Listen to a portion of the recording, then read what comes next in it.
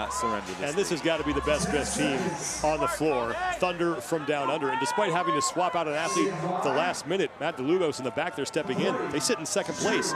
And you know, they're really leaning in with the party shirts here. The Thunder from down under needs to finish 11th or better to secure themselves a podium spot and hold off Team Hercules.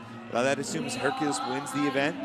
So for every spot Hercules finishes down the leaderboard, that's an extra spot of leeway for the crew from Australia. 55 ring muscle-ups they need to complete. They can divide it up however they want. And it's going to be Chandler Smith out first for the boys, and Con Porter leading the way for Thunder from down under. You can see that loose Floyd material on Con coming up over the back of his head.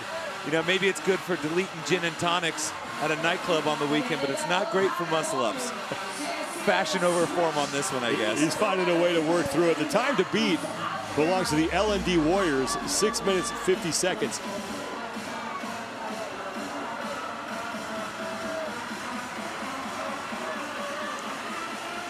Noah Olsen wearing the whoop strap, heart rate a cool, calm, and collected 125 beats per minute. As now James Newberry is on the rings for Thunder from down under. I'd love to see that once we get to the worm. Noah is incredibly proficient at muscle-ups, and given that it's such a long, smooth movement for him, you know, the total time per rep is a little bit higher. It's easier to keep the heart rate down. Angelo DiCicco is there for Mayhem, and now they weren't even supposed to be here. They had a flight they had to catch out tonight. The schedule got pushed back because of the weather, and they were in danger of not being able to compete. Their flight got delayed, so they came back to compete in the final event. It just goes to show even Mother Nature wants Mayhem on the competition floor. They come in 7th place overall with 508 total points as Angelo DiCicco will hand off to Luke Parker, as Rich Froning was the man who led things off for Mayhem in Paradise. And you got to think, if they can get to the worm anywhere near the front, they're going to have a good chance to win, because Rich and that crew definitely know how to move that thing. It's just a core part of the Mayhem training. They train in groups, they do a lot of team elements. They've got a worm, they've got every tool at their disposal. And one of the hallmarks of their performances at the games is they've been winning events at the games with the worm.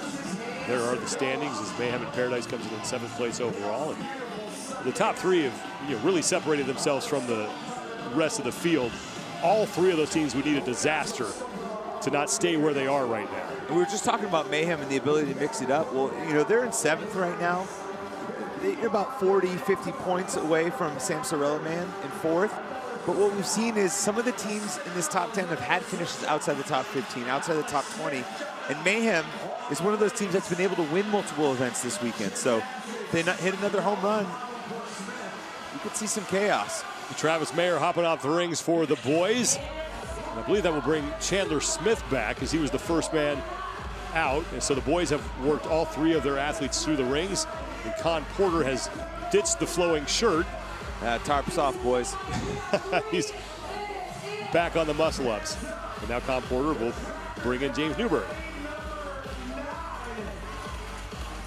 It'll be interesting to see how the boys handle the worm clean and jerks. They did tremendous with the worm thrusters and actually won that event on the very first day. But when the fatigue sets in, a little bit more moving parts, a little bit more minor teamwork cues you're going to need for this clean and jerk.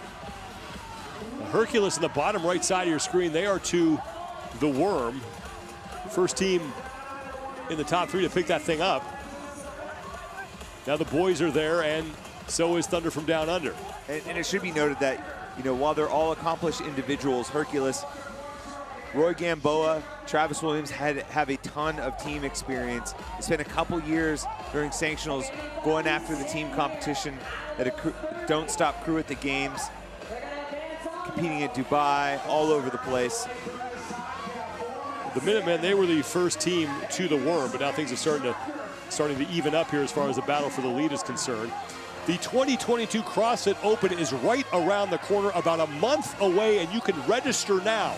Head to open.crossfit.com to throw your hat in the ring and be part of the 2022 CrossFit Open. Thunder from down under advancing the worm. The Minutemen, they are the team that is closest to the camera. They got to the worm first. Rich Froning and company, they have advanced. And Sam Sorella-Man with Philip Muscarella in the all black They are up there as well. Thunder from Down Under going touch and go.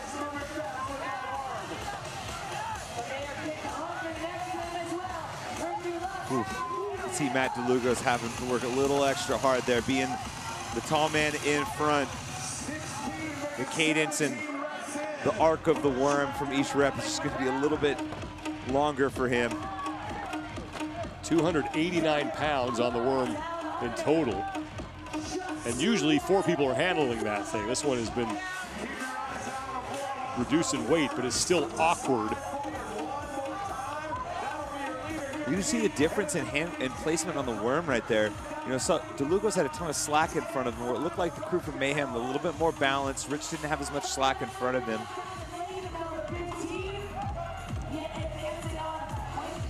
Thunder from Down Under, continuing to work through their worm clean and jerks. Matt DeLugos in the front, Con Porter behind him, and James Newberry.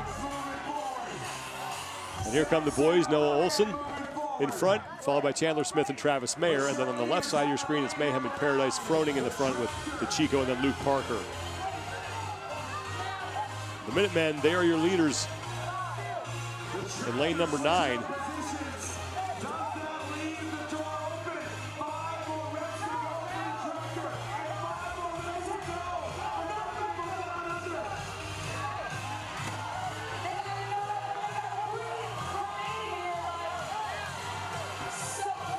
The final few reps for Thunder from Down Under and the boys on the bottom right. And Thunder from Down Under is going to win the event, and they will finish on the podium. The boys looking to hang on to the top spot in the overall standings. The Tractor is the team on the upper left. We apologize for misidentifying them, but the Tractor is the team in the lead as the boys come across. Noah Olson, Chandler Smith, and Travis Mayer looking like they're gonna win the Wodapalooza championship. Solid performance from the 3 individuals, but remember we also had L&D finish in 650. They kind of wedged right then and there. From an earlier heat, they might end up with a top 3 finish. So nice way to end their weekend.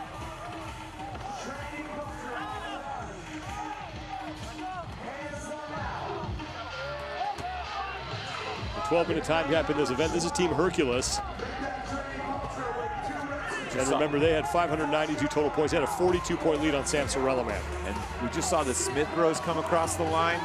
Solid performance from the team that had 2 subs last minute. Both Street Horner and Sam Dancer had to fill in.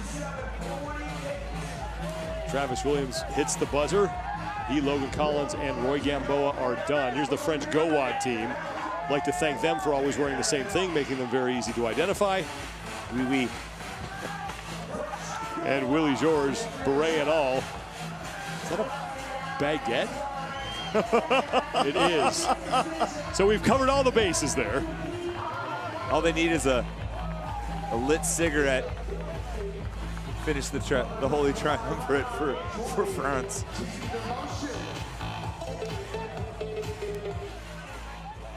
Final reps for a few teams still left on the floor.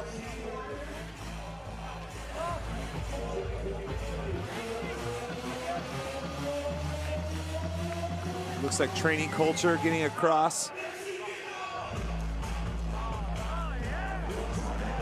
But the boys show up in Noah Olson's backyard